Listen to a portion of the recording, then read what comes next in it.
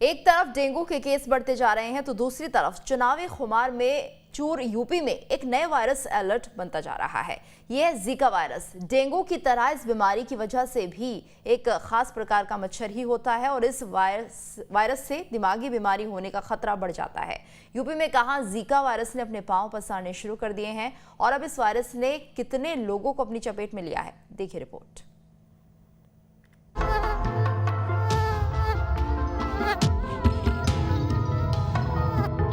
Aedes aegypti, यही होता है उस मच्छर का नाम जिसने अगर आपको काट लिया तो समझ लीजिए कि आप जीका वायरस की चपेट में आ गए।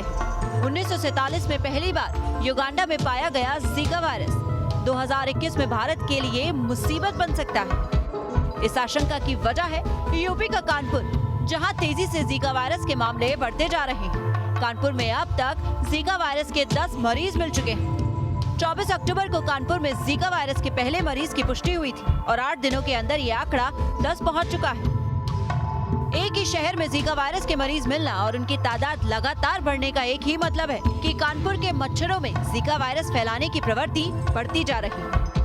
कानपुर में जीका वायरस मिलने के बाद जो स्वास्थ्य विभाग और जिला प्रशासन है उसके लिए ये वायरस कहीं ना कहीं जीका जंजाल बन गया है, क्योंकि लगातार करीब 10 दिन बीत चुके हैं पहला केस आने के बाद और अभी तक स्वास्थ्य महकमे को इस बात की जानकारी नहीं मिल सकी है कि आखिर जीका वायरस का सोर्स क्या है। क्योंकि चकेरी और उसके आसपास के करीब 10 ऐसे मोहल्ले हैं जहां पर लगातार केस आए और अभी तक 10 केस सामने आ चुके हैं, जिसमें से 4 एयरफोर्स कर्मी हैं और 6 सिविलियन हैं। लेकिन बावजूद उसके आखिर इस जीका वायरस का सोर्स क्या है, इस सोर्स को लेकर अभी कोई जानकारी नहीं मिल सकी। जीका वायरस के मामले भले ही अब तक 10 ही हो, लेकिन ये वायरस खतरनाक भी साबित हो सकता है। सबसे पहले समझिए क्या होता है वो लक्षण जो इंसान के अंदर जीका वायरस की पुष्टि करते हैं। जीका वायरस का शुरुआती लक्षण बुखार ही होता है, लेकिन जैसे जैसे वायरस शरीर को अपनी चपेट में लेता है तो शरीर के अलग अलग अंगों में दर्द शुरू हो जाता है और बदन में दाने पड़ने लगते हैं। कई लोगों में जीका के मामूली लक्षण ही मिलते हैं, जिसकी वजह से इसकी पहचान और वक्त से इलाज कराना मुश्किल हो जाता है। कोई गंभीर इसके लक्षण नहीं होते हैं।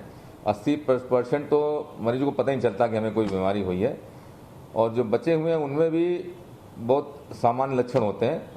बुखार अपने आप ठीक हो जाता है, बुखार होता है, चकत्ते पड़ जाते हैं, जोड़ों में दर्द होता है, ये सामान्य वायरल बीमारी में होता है। नहीं, हमारे देश में तो इसने अभी तक कोई इसकी गंभीर प्रभाव नहीं है। बाहरी देशों में गर्भवती महिलाओं में इसका असर देखा गया है, घर में पल रहे बच्चे के लिए, लेकिन अपने देश में अभी तक ऐसी कोई जानकारी है नहीं। इस वायरस के लक्षण डेंगू जैसे ही होते हैं, पर असर काफी खतरनाक साबित हो सकता है।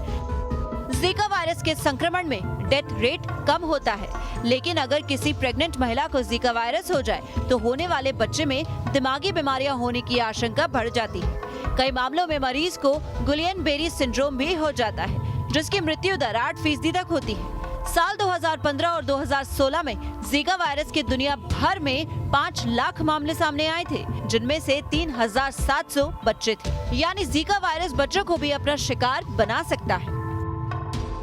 योगी सरकार ये समझ चुकी है कि किसी भी वक्त वायरस का विस्फोट हो सकता है। इसी वजह से शहर में एंटी लार्वा फॉगिंग शुरू कर दी गई है, ताकि मच्छरों की ब्रीडिंग ना हो पाए।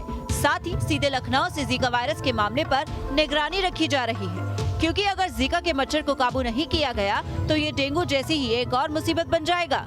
कानपुर से अमित सिंह के साथ